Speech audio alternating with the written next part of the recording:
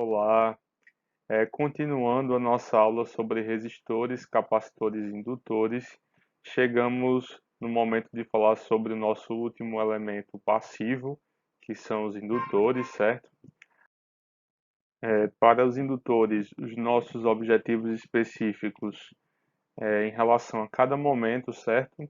Da nossa metodologia, em que consiste de um momento assíncrono e de um momento híbrido que se antecedem ao momento síncrono sobre aquele determinado assunto, certo? Então vocês devem assistir essa videoaula e devem realizar as atividades previstas para o momento híbrido, que compõe esse momento anterior ao momento síncrono. A gente tem como objetivos para a nossa videoaula descrever o princípio de funcionamento de indutores, explicar o que é indutância, apresentar simbologias associadas, entender como se dá a relação entre tensão e corrente em um indutor, certo? Sua matemática, como funciona no regime permanente, como funciona no transitório e como também se calcula a indutância equivalente. O nosso momento híbrido está previsto que vocês façam o julgamento de algumas afirmações sobre indutores, a fim de compreender o seu funcionamento e de também alcançar aquele objetivo mais geral que a gente apresentou no início da aula inicial de resistores, capacitores e indutores, de perceber a diferença entre o comportamento de cada um desses elementos passivos. A gente também tem como objetivo para esse momento híbrido experimentar por meio de simulação e fazer algumas comparações entre circuitos iguais, mas com valores de indutâncias diferentes, analisando e fazendo associação com a definição de indutor, a fim de compreender o seu funcionamento e também fazer com que eu perceba se vocês estão compreendendo de forma efetiva o comportamento desse componente, certo? Também tem como objetivo esse momento determinar e calcular a energia acumulada no indutor e também calcular a indutância equivalente e sua constante de tempo para os exercícios que vão ser propostos. No nosso momento síncrono, a gente vai analisar o que foi abordado nesses momentos anteriores, aplicando esses tópicos em situações práticas e realizando simulações, certo? A gente também vai fazer exercícios de circuitos em que existe a presença de capacitores indutores quando eles estiverem na sua estabilidade. A gente vai analisar o comportamento desses circuitos quando em regime permanente. Então, pessoal, como base para ensinar o comportamento dos indutores, a gente vai de novo acessar o nosso simulador online, o falstead.com/circuit. A gente acessa por meio desse endereço aqui, certo? Relembrando algumas características desse simulador que tem como objetivo trazer o comportamento de circuitos de uma forma mais didática para vocês alunos, certo? A gente relembra aqui que a cor verde indica uma voltagem positiva, a cor cinza indica que o componente está conectado ao terra, a cor vermelha indica voltagem negativa e os pontos amarelos indicam corrente elétrica. O fluxo de pontos indica o sentido da corrente, quanto maior o valor e velocidade do fluxo de pontos, maior é o valor da corrente elétrica. Então, dessa vez, a gente vai seguir esse caminho que está elencado nessa figura, certo? Exemplos de circuitos básicos indutor. Então, assim como vocês realizaram alguns testes com o circuito do capacitor, eu peço que vocês também realizem esses mesmos testes agora com o circuito contendo o indutor, certo? Observe que é um circuito até parecido com o circuito anterior, todavia a gente vai observar que o comportamento aqui nessas saídas referentes ao indutor é um pouquinho diferente. Então eu peço para que vocês realizem essa simulação, assim como a gente fez anteriormente, e que vocês observem o comportamento dessas saídas, principalmente quando a gente realiza a comutação dessa chave. Então, pessoal, a gente pode observar na simulação que esse circuito é muito parecido com o circuito da simulação que a gente viu para o capacitor e para entender o seu comportamento quando alimentado por uma fonte de tensão contínua, certo? O indutor, ele também não dissipa energia, assim como o capacitor, e diferentemente do resistor, que dissipa energia. Ele armazena energia, sendo que ele armazena energia agora na forma de potencial elétrico, certo? Diferente do capacitor, que ele armazena energia na forma de campo elétrico. A gente vai entender mais à frente como se dá esse princípio de funcionamento, certo? Mas vocês já podem observar nas saídas do indutor que é um pouquinho diferente do capacitor. Lembrando que esse sinal esse sinal verde refere-se à tensão sobre o indutor, certo? E o sinal amarelo refere-se à corrente elétrica que passa pelo indutor. Então, assim como ele armazena energia, a gente também consegue recuperar essa energia para ser utilizada depois, certo? A gente de antemão já pode observar que inicialmente quando a gente comuta essa chave aqui para a esquerda, que não existe corrente elétrica passando pelo indutor, certo? E que essa corrente elétrica ela vai aumentando com o passar do tempo até chegar a uma certa estabilidade.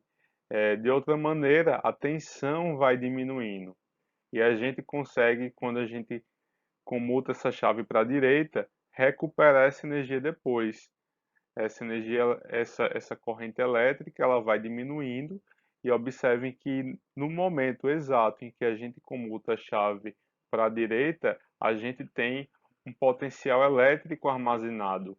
Tem uma diferença de potencial que, por sua vez, se traduz na corrente elétrica que vai sendo consumida até chegar ao seu valor zero. Então, falando sobre o princípio de funcionamento do indutor, a gente pode analisar ele inicialmente desenergizado, certo? Ligando apenas um amperímetro muito sensível, que a gente denomina de galvanômetro, de zero central. E ele permite, esse aparelho, o deslocamento do ponteiro nos dois sentidos, sem qualquer tipo de gerador ligado ao indutor. O que, de certa forma, reitera o que a gente já falou, o armazenamento de energia na forma de campo magnético, certo? Então, aqui nessa figura, a gente vê, nesse primeiro caso, um ímã em movimento. O indutor submetido ao campo magnético de um ímã em movimento. E nesse caso, a gente tem uma variação do ponteiro do galvanômetro. Quando o ímã está parado, ainda que aqui numa posição mais próxima do indutor, você percebe que não há movimento num perímetro, ou seja, não há passagem de corrente elétrica nesse circuito. Então, reiterando, né, o que a gente já explanou, movimentando o ímã nas proximidades do indutor, o galvanômetro indica a existência de corrente elétrica no circuito pelo deslocamento do ponteiro. Se o movimento do ímã cessar com o ímã no interior do condutor ou em uma posição qualquer, a indicação do amperímetro passa a ser zero. ou seja, deixa de existir corrente elétrica no indutor.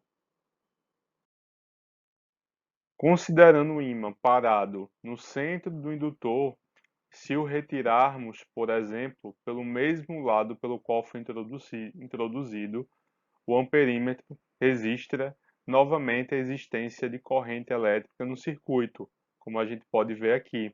Só que dessa vez o movimento do ponteiro se dá em sentido contrário ao anterior, indicando que a corrente elétrica possui sentido oposto ao da primeira. A gente viu no experimento que uma variação do campo magnético próximo ao indutor produz uma pequena corrente elétrica no circuito elétrico, certo? De forma complementar a, a essa lógica, a gente traz a definição de indutância. A gente tem aqui nesse slide que diz que a indutância é a propriedade segundo a qual o indutor se opõe à mudança do fluxo de corrente através dele, certo? E é medida em Henry. O que significa isso? Como assim, de forma complementar? A gente viu nessa definição que caso exista uma variação da corrente elétrica no circuito, nesse caso, o indutor ele vai mudar o seu campo magnético de forma a se opor a essa variação de corrente elétrica. Então, é como se fosse o contrário do que a gente viu no experimento, certo? Então, esse é o conceito de indutância. A gente tem aqui nesse slide alguns tipos de indutores, certo? Aqui na figura, no quesito A, a gente tem um indutor bobinado solenoidal, no B, um indutor toroidal e no C, um indutor em pastilha. De forma que a indutância de um indutor depende de suas dimensões físicas e da forma como ele foi fabricado ou projetado, digamos assim. Então, as fórmulas para cálculo da indutância dos indutores de diferentes formatos são derivadas da teoria do eletromagnetismo e podem ser encontradas em manuais de engenharia elétrica. A gente viu que existem vários tipos de indutores. De toda maneira, na sua essência, o indutor consiste de espiras enroladas em um núcleo de material específico, certo? Então, a gente pode ver aqui nessa figura um indutor com N espiras de seção transversal de área A e comprimento L. Então, consideremos um indutor com uma única camada de espiras com área A com núcleo de material específico. A gente consegue calcular o valor da indutância referente a esse elemento do tipo indutor, certo?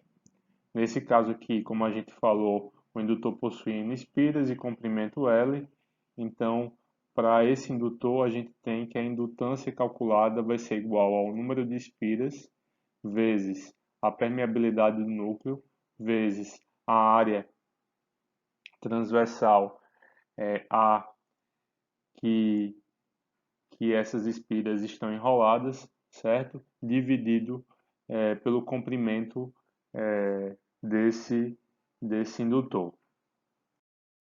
A simbologia do indutor vocês já devem ter observado na simulação, certo? Mas a gente traz novamente.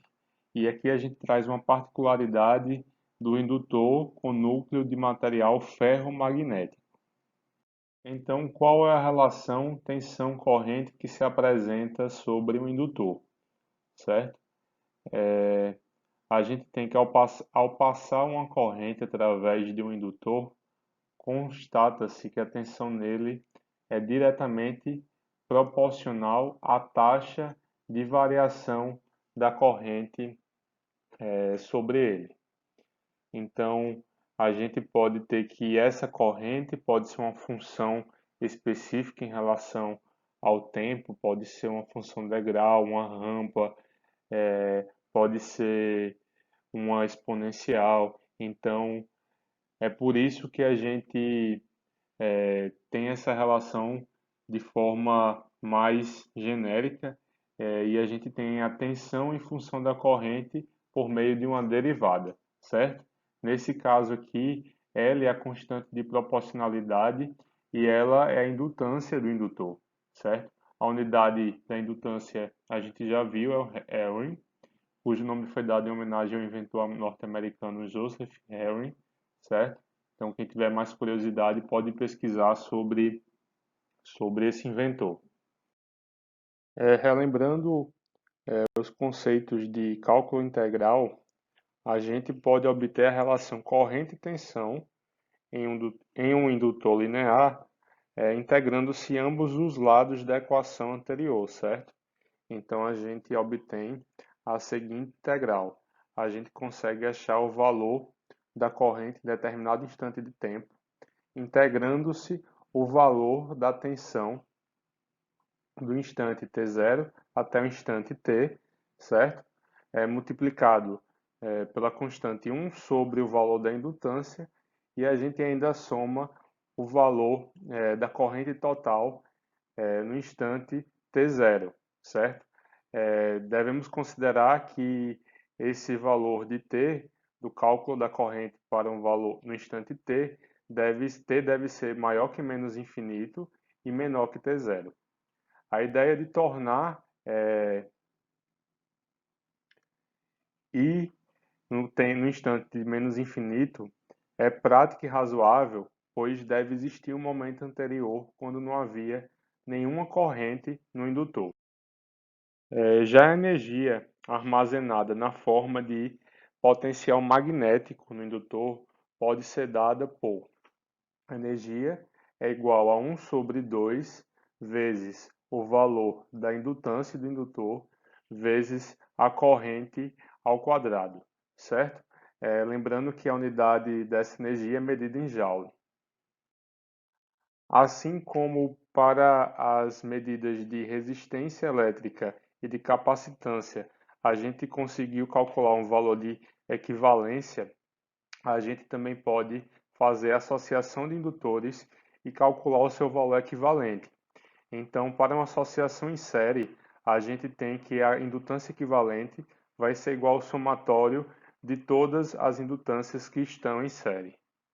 Já para a associação em paralelo, quando ambos os terminais de todos os indutores estão conectados aos mesmos dois nós, certo? Aqui, nesse caso da figura e aqui, a gente tem que 1 sobre o valor da indutância equivalente vai ser igual ao somatório do inverso de cada uma das indutâncias.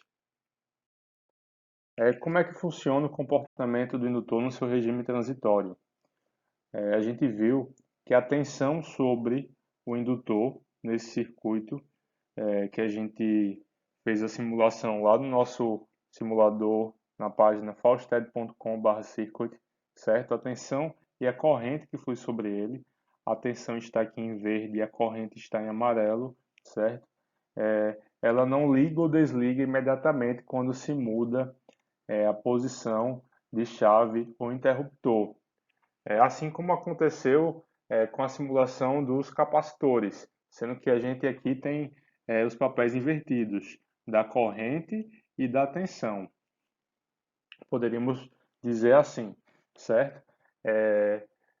Nesse caso, a existência do regime transitório, certo? Que é justamente quando está se ajustando esses valores de tensão e corrente, quando eles não estão estáveis ainda, ela se dá devido à ação de um campo magnético indutor, conforme o circuito é ligado ou desligado. Então, nesse primeiro momento aqui, a gente tem um transitório referente quando a chave comuta-se para a esquerda e a gente tem um circuito de energização do nosso indutor.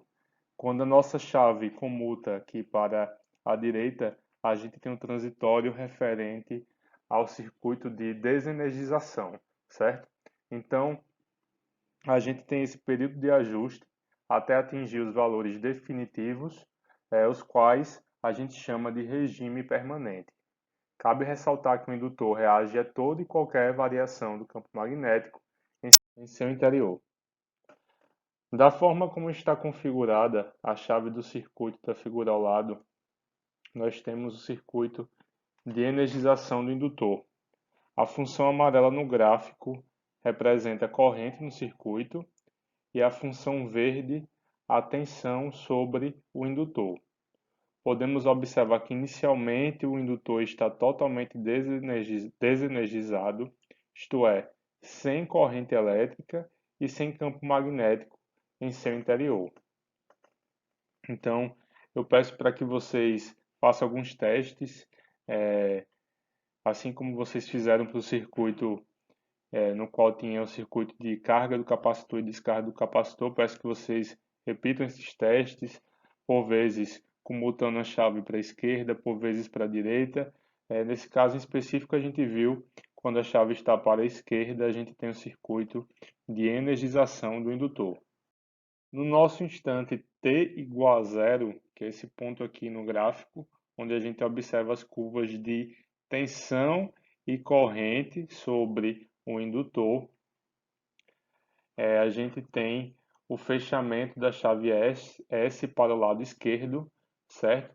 E nesse caso, o indutor estará totalmente desenergizado, de forma que nesse momento a gente tem uma imposição à variação da corrente elétrica por causa dessa fonte de tensão contínua, certo? Então essa variação com o fechamento da chave, a gente tem uma variação abrupta do valor de corrente. Isso impõe uma alteração do campo magnético do indutor de forma a reagir, de forma a se opor a essa variação da corrente elétrica, certo? A gente viu que isso é justamente o nosso conceito de indutância. E nesse exato momento, a gente pode realizar algumas afirmações sobre os valores de corrente, tensão no resistor e tensão no indutor.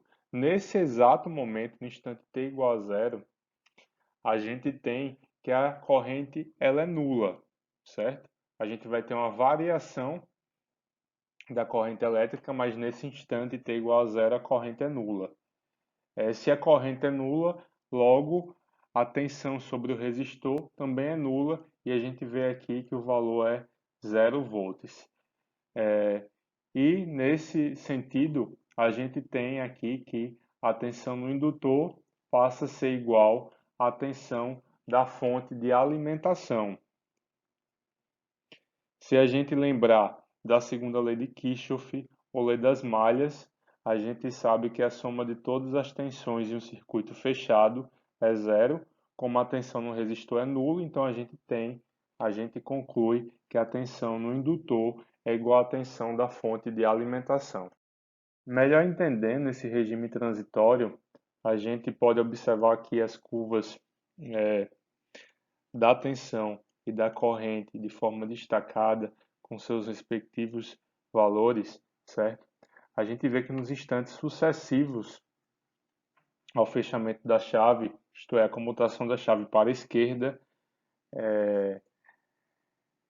fazendo com que a gente ative o circuito de energização do indutor, a gente vê que a tensão do indutor ela vai diminuindo. No momento do fechamento da chave, ela se iguala à tensão da fonte de alimentação. A gente tem o circuito se comportando como um circuito aberto e ela vai diminuindo com o passar do tempo até se comportar como um curto-circuito. Nesse caso, a gente vai ter o nosso maior valor de corrente, certo? Se a gente for analisar, levando em consideração a corrente elétrica, a gente vê que a corrente é nula, isto é, o indutor, no momento do fechamento da chave, está se comportando como um circuito aberto, então esse valor vai aumentando até um valor de corrente máxima, certo? Que é quando a gente tem o indutor se comportando como um curto-circuito. Como ele se comporta como um curto-circuito, nesse caso, a corrente máxima passa a ser igual ao valor da tensão da fonte de alimentação sobre o valor da resistência. A gente viu uma situação muito parecida com o capacitor, sendo que em momentos distintos do funcionamento do capacitor. A gente viu que para o capacitor o valor de corrente máxima acontece justamente quando a gente fecha a chave e à medida que ele vai se energizando, essa corrente vai chegando até um valor zero, certo?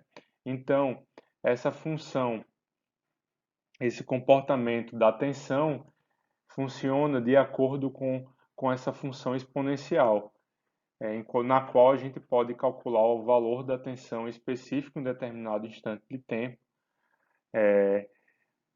a partir dessa função exponencial, que é igual à tensão da fonte, certo? A tensão da fonte de alimentação, que é um valor constante, vezes a exponencial de menos t vezes R sobre o valor da indutância, certo? Então, o tempo necessário para a corrente do circuito chegar até o seu valor máximo, que é quando ele atinge o regime permanente, certo? Quando ele atinge a estabilidade,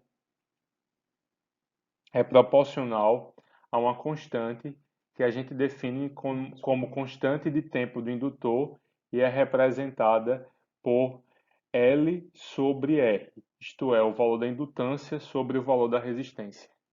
Então, para esse circuito da simulação, pessoal, eu peço que vocês calculem o valor da constante, peço que o primeiro aluno abra um tópico no mural da turma virtual do Google Sala de Aula e que os demais respondam, certo? Peço que também vocês realizem novos testes com outros valores na simulação, modifique os valores do indutor, da resistência e verifique como se comporta as saídas do circuito. Então, pessoal, vocês podem observar na simulação que o indutor está totalmente carregado após 5 constantes de tempo. Então, se vocês calcularam no slide anterior qual o valor da constante de tempo e compararem com esse valor aqui, no qual a gente tem a estabilidade dos valores de tensão e corrente, vocês podem constatar que o regime permanente chega após 5 constantes de tempo. E nesse caso, o simulador facilita para a gente visualizar aqui quando se dá aproximadamente essas 5 constantes de tempo. A gente tem aqui 1, 2, 3, 4, 5 segmentos nessa abscissa que representa o eixo do tempo. Então, reiterando o funcionamento do indutor, enquanto a gente configura ele como circuito de energização, a gente tem que nos instantes imediatamente após configurar a chave para o lado esquerdo, a corrente no circuito aumenta de forma gradativa e, consequentemente, a tensão no resistor também vai aumentar, certo?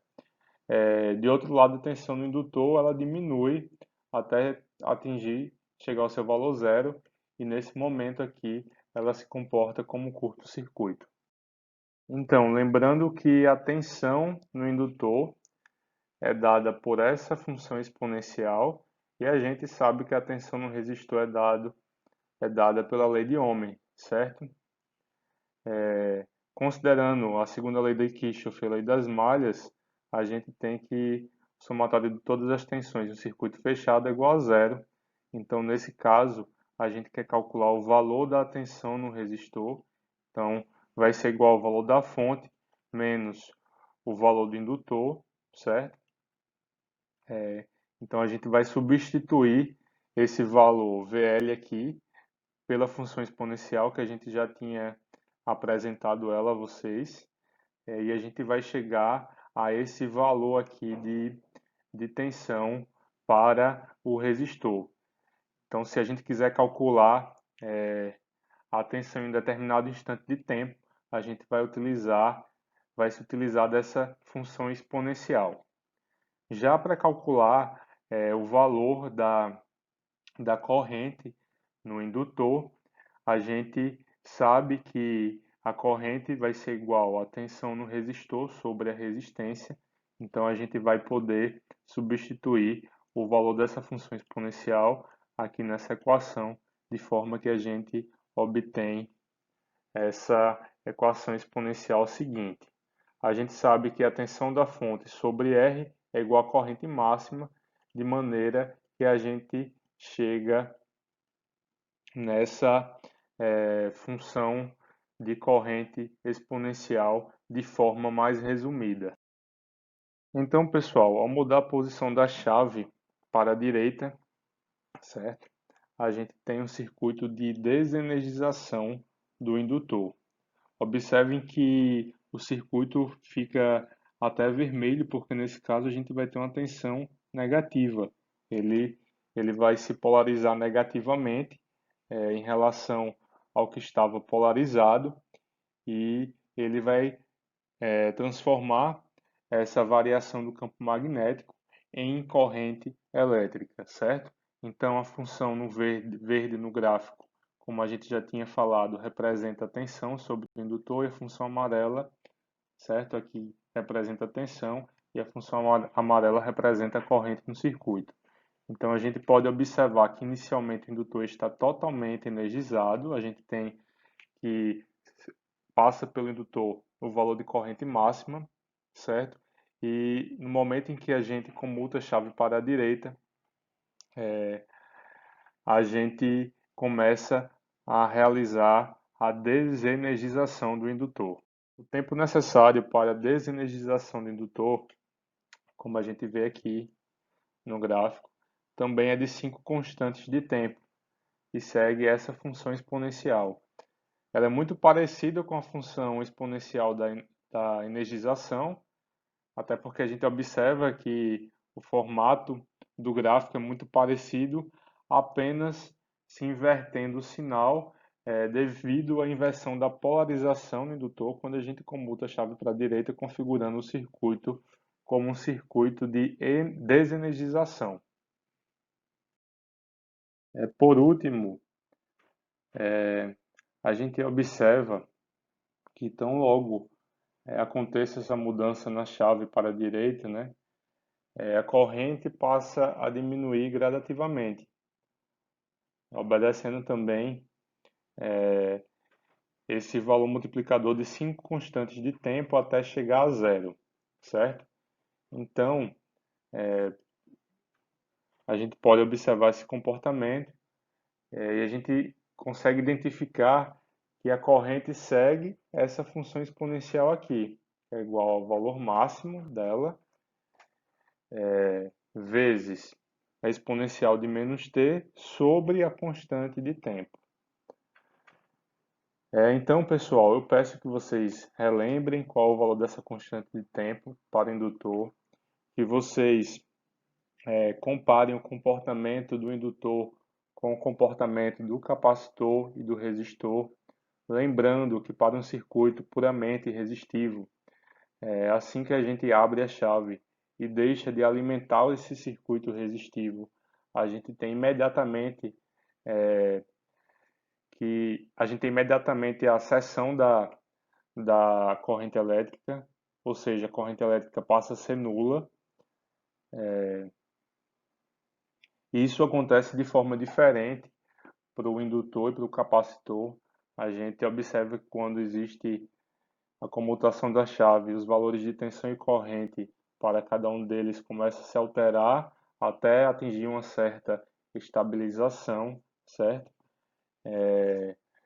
Obviamente que existem as peculiaridades para o capacitor e para o indutor, certo? Então eu peço que vocês observem essas questões e, e a gente chega aqui ao final da nossa primeira aula, a nossa aula cuja temática era resistores, capacitores e indutores, na qual tem um objetivo mais geral. É importante que vocês se atentem para chegar nesse objetivo geral. E a gente fracionou essa aula maior em 3 videoaulas com objetivos mais específicos, seguindo a metodologia na qual existe um momento assíncrono, com videoaula e momento híbrido, e existe um momento síncrono que vem depois em relação a esses dois momentos anteriores, certo? Nós ficamos por aqui. Até a próxima. Abraço.